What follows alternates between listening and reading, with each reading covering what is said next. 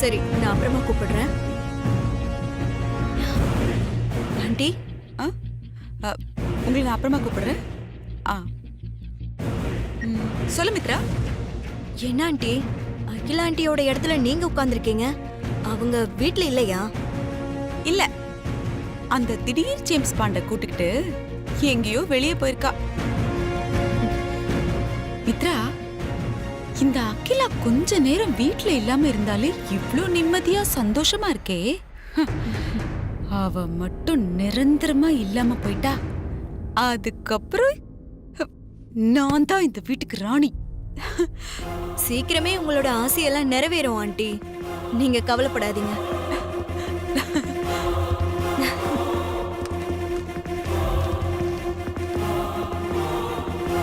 Hi Mitra.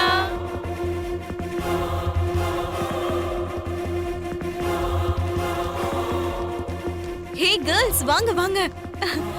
Hey, hi. What a surprise. வாங்க உட்காருங்க.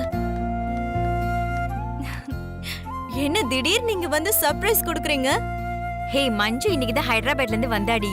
3 பேரும் ஒன்னா சேர்ந்து பேசிட்டு இருந்தோமா, சடனா உன் ஞாபகம் வந்துதா, அதான் உடனே கிளம்பி வந்துடலான்னு முடிவு பண்ணிட்டோம்டி. மஞ்சு ஹைதராபாத் போனதுக்கு அப்புறம் ஆளே மாறிட்ட. ஏய் மித்ரா, என்ன அப்படியே இருக்கா? ஐயோ, உங்களை பார்த்த சந்தோஷத்துல நான் ஆன்ட்டி இன்ட்ரோடியூஸ் பண்ண மறந்துட்டேன். ஆன்ட்டி, இவங்க எல்லாரும் என்னோட college friends. Oh, Geetha, Manjula, Jothilakshmi. Hi aunty. Hi aunty. ஹாய்மா. இவங்க வனஜா ஆன்ட்டி. இந்த ஆதிக்கடவுர் குடும்பத்துல அகிலாண்டீஸ்வரி ஆன்ட்டிக்கு அடுத்ததா என் வனஜா ஆன்ட்டி தான் இருக்காங்க. உங்கள மாதிரியே ஆன்ட்டியும் எனக்கு பெஸ்ட் ஃப்ரெண்ட் தான். இருக்கட்டும் மித்ரா, வந்தவங்களுக்கு சாப்பிட எதுவும் கொடுக்காம பேசிக்கிட்டே இருக்க. ஜெயா, அம்மா சொல்லுங்கம்மா. கெஸ்ட்லாம் வந்திருக்காங்க பாரு, முதல்ல அவங்களுக்கு கூல் ட்ரிங்க்ஸ் எடுத்துட்டு வா. சரிம்மா. அப்புறம் கேர்ள்ஸ் எல்லாரும் எப்படி இருக்கீங்க?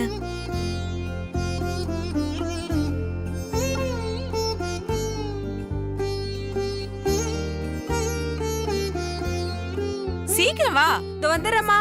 ஆடி அசைஞ்சுக்கிட்டு வருவேன். குடு, சாப்பிடுங்க.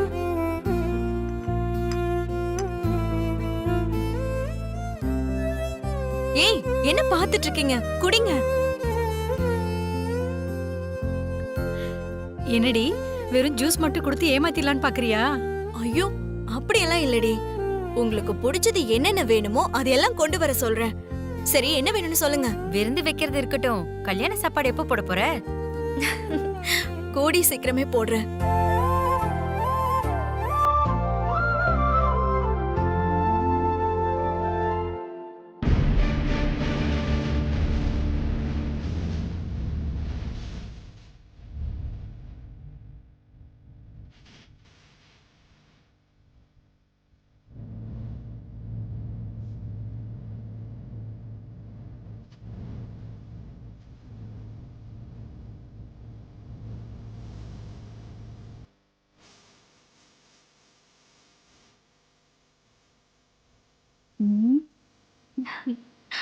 மித்ரா, ஒரு ஐடியா. என்ன ஆண்டி சொல்றீங்க?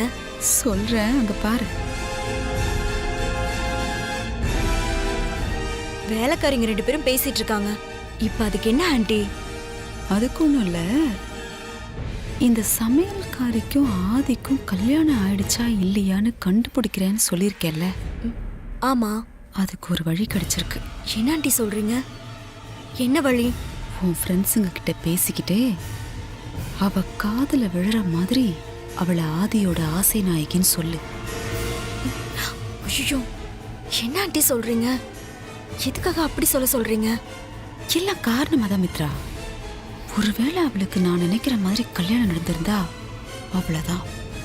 அதை கேட்டு அவ பொங்கி எழுந்து வேகமா வந்து, நான் ஒன்னும் ஆசை நாயகி இல்ல, அவர் கையால நான் தாலி கட்டிக்கிட்டேன் பாருங்கன்னு தாலி எடுத்து காமிப்பா. எப்படி? Super aunty. புரிஞ்சதில்ல? புரிஞ்சுது. அப்படியே மெயின்டைன் பண்ண. அது வேற ஒண்ணும் இல்ல, நீங்க எல்லாம் வந்திருக்கீங்க, உங்களுக்கு என்ன ஸ்பெஷலா லஞ்ச் கொடுக்கலான்னு டிஸ்கஸ் பண்ணிட்டு இருந்தோம். ஒண்ணு பண்ணுங்க, உங்களுக்கு என்னெல்லாம் பிடிக்குமோ நீங்களே சர்வன்ட் கிட்ட ஆர்டர் பண்ணி சாப்பிடுங்க. Okay aunty. தோ அங்க நிக்கிறாங்க பாருங்க, என்ன வேணுமோ சொல்லுங்க. ஏய் 2 பேர் இருக்காங்க. ஒருத்திய பார்த்தா சர்வெண்ட் மாதிரி தெரியுது, இன்னொருத்திய பார்த்தா தெரியல.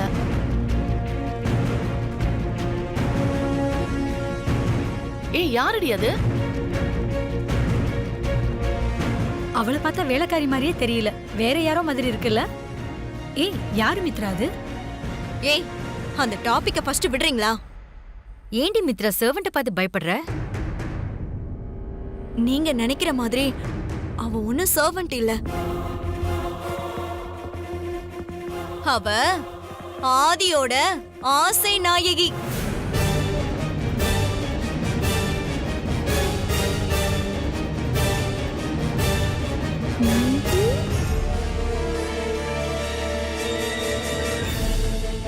வா வா வா வா வா வா வா.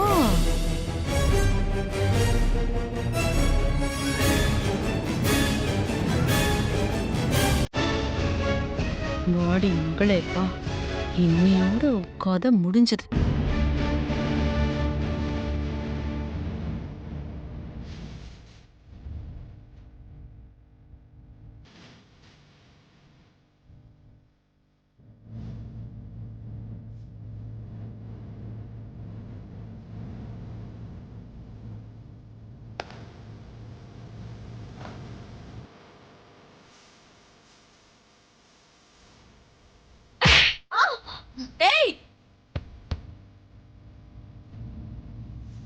ஏய்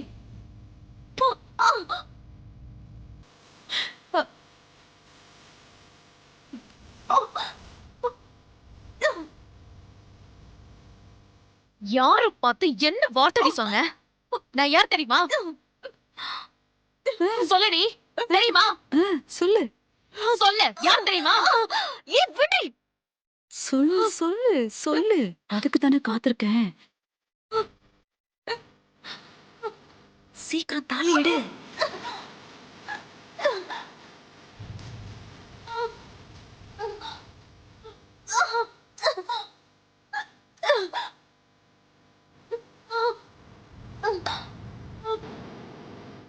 இதுக்கப்புறம் வாயில இருந்து இப்படி ஒரு வார்த்தை வந்துச்சு, அப்புறம் பேசுறதுக்கு நாக்கு இருக்காது, அறுத்து போட்டு. அவ்வளவுதானா?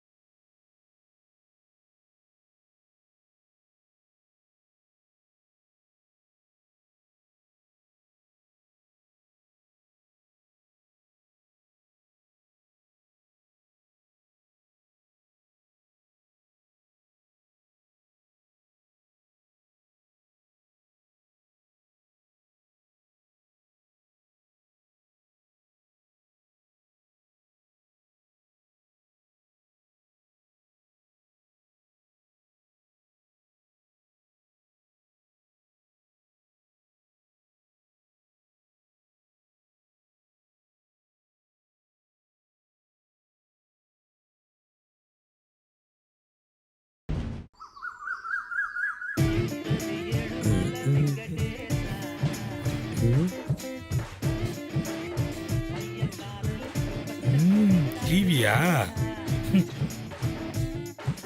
குடும்பத்தை காப்பாத்துறவன்லாம் கம்பெனிக்கு போய் கஷ்டப்படுறான், கலகம் மூட்டி குடும்பத்தை பிரிக்கிறவ கால் மேல கால் போட்டுன்னு கானா பாட்டு கேட்குறான். என்ன ராஜா, ஹாயா ஜாலியா உட்காந்து டிவியை ரசிச்சு பார்த்துக்கிட்டு இருக்க போல. ஆமா வடிவு, நான் இன்னைக்கு ரொம்ப சந்தோஷமா இருக்கேன். அதான் இப்படி.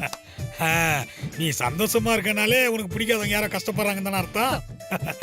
ஏன் வடிவு நீ இப்படி இருக்க? நீலாம் திருந்தவே மாட்டியா? அப்ப உண்மை சொல்லக்கூடாதுன்றியா? என்னாலாம் போய் பேச முடியாது வனஜா. என்ன உண்மை? மத்தவங்க கஷ்டப்படுறத பார்த்து சந்தோஷப்படுற அளவுக்கு நான் ஒன்னும் கெட்டவல்ல. ஆமா ஆமா, ஊருக்குள்ள சொன்னாங்க. ஏன் வனஜா அப்படி பச்சையா போய் பேசுற? நான் சின்ன வயசுல இருந்து உன்னை பாக்குறேன், என்கிட்ட இப்படி போய் பேசலாமா? இங்க பாரு வடிவு, என் பொறுமைக்கு ஒரு எல்லை இருக்கு. இருந்துட்டு போட்டோம். நீ ரொம்ப ஓவரா போற, அப்புறம் நான் சும்மா இருக்க மாட்டேன் சொல்லிட்டேன். நான் ஒன்னும் தப்பா சொல்லியம்மா. உன்னை நான் இப்போ பாக்குறேன், சின்ன வயசுல இருந்தே பாக்குறேன். உன் புத்திய பத்தி எனக்கு தெரியாதா? என்ன தெரியும் என் புத்திய பத்தி? 7 கழுத வயசாச்சு, இன்னும் மனசுக்கு பிடிச்ச பொண்ணை பாக்குற, மனசுல பட்டாம்பூச்சி பறக்க விடுற பொண்ணை பாக்குறேன்னு சொல்லிட்டு ஊரை சுத்தி திரியிற. உனக்குலாம் வெக்கமாவே இல்லையா வடிவு? வனஜா, வாய் உனக்கு ஜாஸ்தி ஆயிடுச்சு, கொஞ்சம் அடங்கு. இங்க பாரு வனஜா, நீ நினைக்கிற மாதிரி கல்யாணத்தை எடுத்தமா கவுத்தமான்னு பண்ண முடியாது. கல்யாணங்கிறது வாழ்க்கையில ஒரு தடவை தான் நடக்குது. மனசுக்கு பிடிச்ச பொண்ணு கிடைக்கிற வரைக்கும் காத்துட்டு இருக்கணும். அவசரப்பட்டு செல்போனை வாங்கிட்டு அடுத்த மாடல் வந்ததுக்கு அப்புறம் ஐயோ இந்த மாடலை வாங்காம விட்டோமே அப்படின்னு யோசிக்கிற மாதிரி கல்யாண விஷயத்துல என்னால கோட்டை விட முடியாது. ஆமா ஆமா ஆமா, பெரிய தத்துவத்தை பாரு. இப்படியே போன் வாங்க கூடாது, அவசரப்பட்டு போன் வாங்க கூடாதுன்னு சொல்லிட்டு கடைசி வரைக்கும் நீ போன் கவர் கூட வாங்க போறது இல்ல. முழிக்காத, நீ வேணா பார் வடிவு. உன் கதை என்னமோ இலவு காத்த கிளி மாதிரி தான் முடிய போகுது. வனஜா, நீயே பார்த்து பொறாமப்படுற அளவுக்கு எனக்கு ஒரு ஜோடி கிடைக்கதான் போறா. ஐயோ, வாய்க்கு வந்த மாதிரி பேசிட்டு இருக்காத. ஆமா வடிவு, நானும் தெரியாம தான் கேக்குறேன். ஒரு பொண்ண பார்த்த உடனே உன் மனசுக்குள்ள பட்டாம்பூச்சி பறக்கணும்னு சொல்றியே, அதே மாதிரி உன் முகரக்கட்டைய பார்த்த உடனே அந்த பொண்ணுக்கும் பட்டாம்பூச்சி எல்லாம் பறக்க வேணாமா? உன் மூஞ்செல்லாம் பார்த்தா பட்டாம்பூச்சி எங்க பறக்கிறது, கம்பளி பூச்சி தான் ஊரும். ஜெர்க் கொடுக்காத. உனக்கெல்லாம் கல்யாணமும் ஆகாது, எந்த பொண்ணும் கிடைக்காது, ஏன் 60ஆம் கல்யாணம் கூட ஆகாது. இங்க பாரு, இப்படியே வெட்டியா ஊரை சுத்தி திரியாம ஊரை பார்க்க போய் சேரு. வந்துட்டான். எதுக்கு இப்ப ரிமோட் எடுக்கிறான், சவுண்ட் வைக்கிறான்? என்ன சவுண்ட் வைக்கிறாள்? வனஜா, என்ன சாபம் விடுறியா? ஆமா. இந்த நாள் உன் டேட் கேலண்டர்ல குறிச்சு வச்சுக்கோ. ஐயோ, உனக்கு பெண்ணியே. எனக்கு தர்ம யுத்தம் தொடங்கிருச்சு. நீயே பொறாமப்படுற மாதிரி அழகான பொண்ணா, அற்புதமான பொண்ணா, அட்டகாசமான பொண்ணா கல்யாணம் பண்ணி வந்து உன் முன்னாடி நின்னு உன் மூஞ்சில கரிய பூச்சி காட்டல. என் பேரு வடிவேல் இல்ல, வடிவேல் இல்ல. வரேன், எம சொல்ல ஸ்பீடா அஷ்டமே.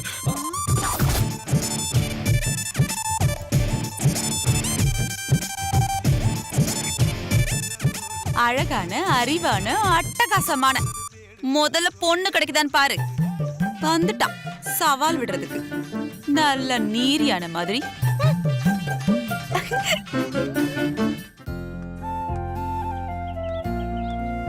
அண்ணன்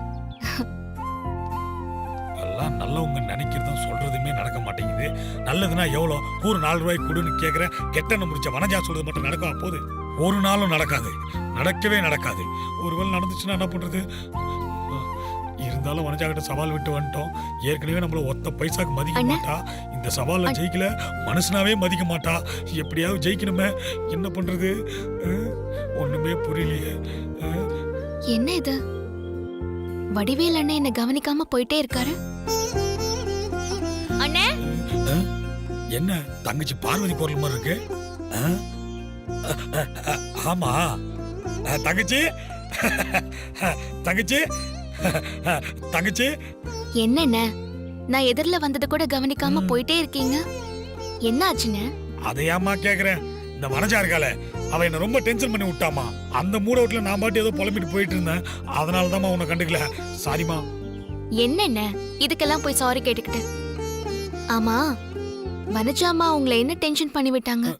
தங்கச்சி, உனக்கே தெரியும்ல, என் மனசுல பட்டாம்பூச்சி பறக்கிற மாதிரி ஒரு பொண்ணை பார்த்தாதான் நான் கல்யாணம் பண்ணிப்பேன்னு உங்ககிட்ட சொல்லியிருக்கேன்ல. ஆமாண்ணே, கண்டிப்பா அந்த மாதிரி ஒரு பொண்ணு சீக்கிரமா உங்களுக்கு கிடைக்கும். உனக்கு ரொம்ப நல்ல மனசு தங்கச்சி, அதனாலதான் எனக்கு நல்லது நடக்கணும்னு நினைக்கிறா. ஆனா இந்த கெட்டெண்ணம் முடிச்ச வனஜா இருக்காளே, அவ எனக்கே கெட்டது நினைக்கிறா. இதுல ஒரே ரத்தம் வேற. அவ சொல்றா தங்கச்சி, எனக்கு எனக்கு எந்த பொண்ணும் கிடைக்காதான், என்ன எந்த பொண்ணுக்கும் பிடிக்காதான். அந்த பொண்ணுங்களுக்கு என்ன நினைச்சாலே மனசுல கம்பளி பூச்சி ஊறுமா அப்படின்னு சொன்னா தெரியுமா? எனக்கு எவ்வளவு கஷ்டமா இருக்கு தெரியுமா? நீங்க கவலைப்படாதீங்கண்ணே, உங்க நல்ல மனசுக்கு எல்லாம் நல்லபடியாவே நடக்கும். வனஜா அம்மா சொன்னா அதெல்லாம் அப்படியே நடந்துருமா என்ன? உன்ன மாதிரி காதலோட அருமை தெரிஞ்சவங்களுக்கு தான் என்னோட மனசை புரிஞ்சுக்க முடியும்.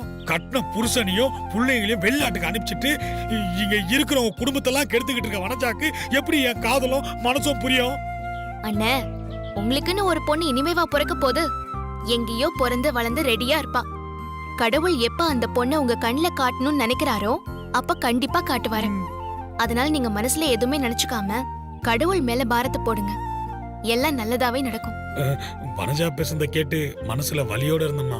ஆனா நீ பேசுனத கேட்டதுக்கு அப்புறம் அந்த வலிக்கு என் மனசுல மயிலிறகால மருந்து போட்ட மாதிரி இருக்குமா. சரிங்க அண்ணே, நான் ஒரு முக்கியமான வேலையா போயிட்டு இருக்கேன், போயிட்டு வந்துடுறேன். சரிம்மா. சரிங்க அண்ணே. பார்வதி தங்கச்சி பேசிட்டு போறதை கேட்கும் போது மனசுக்கு ஆறுதலா இருக்கு. ஆனா இந்த வனஜா பேசுறத நினைக்கும் போது மனசு வலிக்குது. இப்ப என்ன பண்றது? வனஜாவை கொலை பண்ணிடலாமா? ஐயோ, ஜெயில போட்டுருவாங்களே, வேணாம்.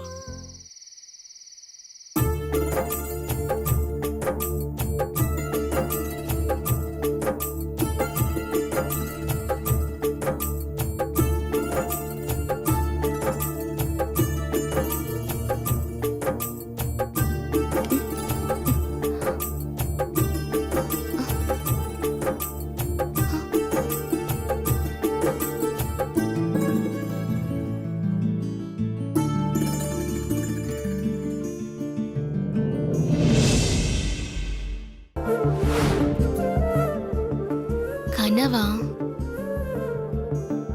மாமா தான் வெளிநாட்டுல இருக்காரே, இங்க எப்படி வரப்போறாரு?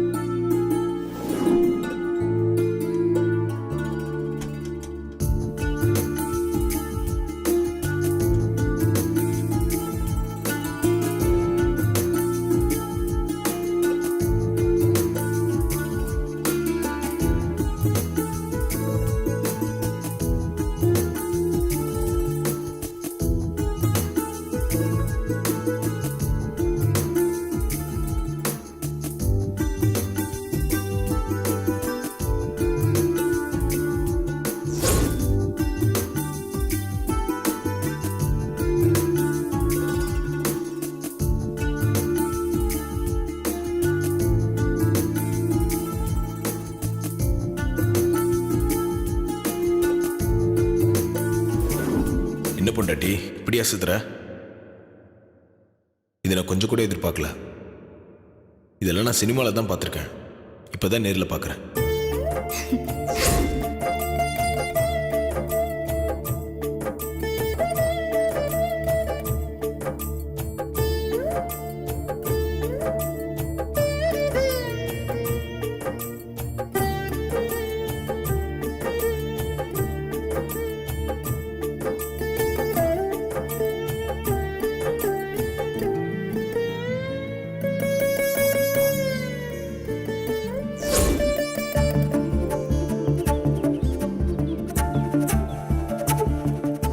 இந்த கப்புக்கு வெளியே என்ன தெரியுதுன்னு பாரு.